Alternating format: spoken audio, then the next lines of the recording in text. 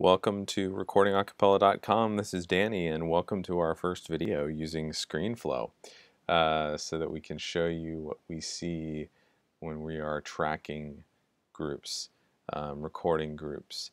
So today we're going to talk about a question that I hear a lot, which is how loud should I record?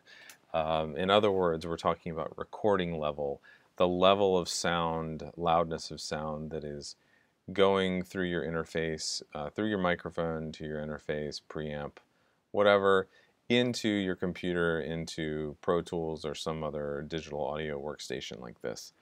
So level, again, is basically how loud. You might have a super loud tenor, you might have a soft soprano, you might have a belty alto. They all sing at different volumes. And I'm going to give you sort of a quick and easy way to set levels here so that it's usable by the people working on your track down the line in editing and mixing and mastering. We're not going to go into sort of technical terms like gain staging or headroom that an engineer would use. This is just going to be a very simple, easy way for you to get a good usable level of sound, recorded sound, that you can send on and people will be really happy to work with. So if you don't have a digital interface to connect your microphone to your computer yet, some of this information is going to be sort of new to you. We will talk about equipment eventually, and this will totally make sense to you then. So if you have your interface already, or you're someone who's dabbled with a little bit of recording, you're going to know that on that interface there's some sort of knob or fader or something that says gain on it. Gain is just another word for recording level. How loud the sound is coming from the microphone into the preamplifier in your recording interface, digital interface, that you will then send on to your computer. Now, so if you have an interface, you most likely have a digital audio workstation like this. This in particular, this DAW in particular is Pro Tools. You might be using GarageBand, which comes with your MacBook Pro. You might be using Logic. There are plenty of things out there, Cubase, Reaper, all sorts of different DAWs you can use, but they're all basically the same when it comes to actually recording audio into them. They all have, you'll see here, this is a track of audio that I've recorded. They have a meter here, and you can sort of see that it's green at the bottom, goes to yellow, and then to orange, and then to red. Now, those meters are kind of showing you how loud, not kind of, they are showing you how loud the sound is going into the computer, how loud the sound is being recorded. You might also see on some DAWs, they'll have like a virtual mixer like this. And if I hit play, you'll see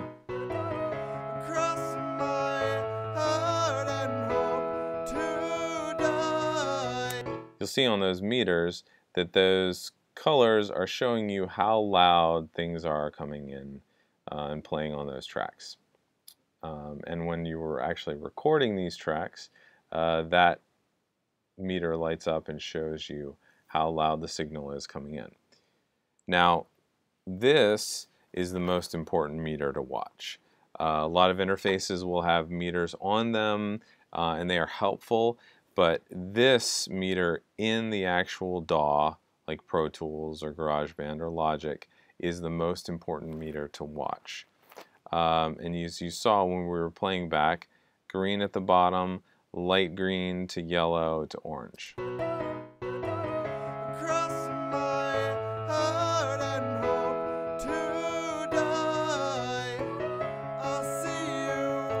Okay, now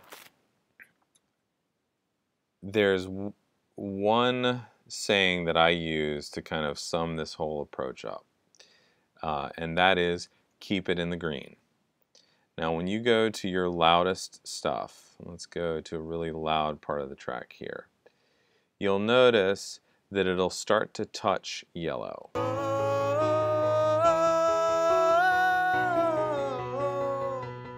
Or on Pro Tools, it's actually like a light orange. That's a good rule of thumb.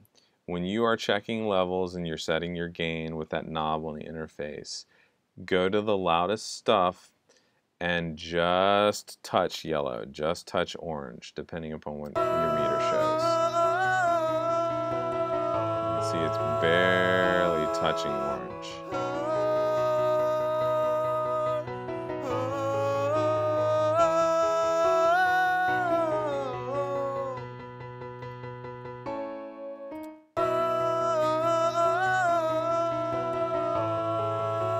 Okay, just barely touching orange or yellow or whatever. Keep it in the green. So if I go back to a softer section here, you'll see, it all stays in the green.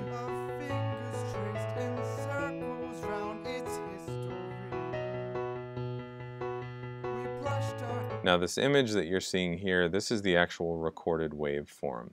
So the smaller the waveform, the softer it is. You'll see here, this is sort of a medium loud section. Still staying in the green. See that on the meters here too. Same meter.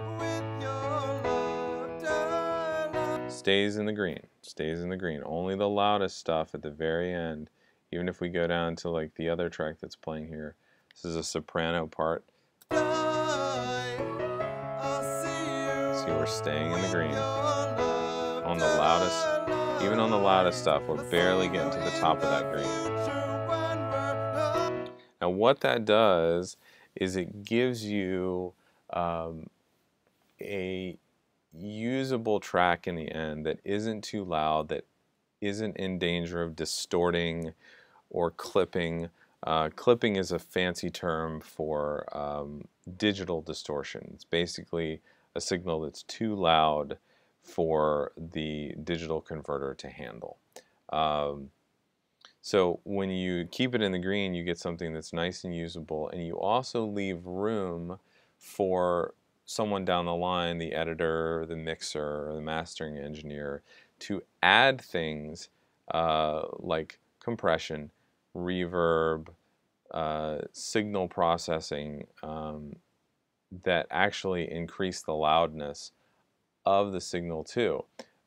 So if you've recorded something too loud, they don't have any room left over to add things like that, and they end up having to turn the original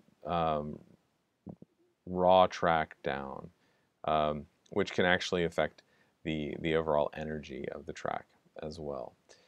So that's a good rule of thumb. Just when you're recording, how loud should I record? Keep it in the green. Set your gain knob so that on these meters, while you're checking as you're recording in, only the loudest stuff touches the yellow or the orange. It mostly stays in the green. Thanks for checking out this video. Please leave some comments and go over to recordingacappella.com and sign up for our email list so you can get some special gifts and exclusive content that you're not going to see posted on the blog. Thanks a lot. See you later. Bye.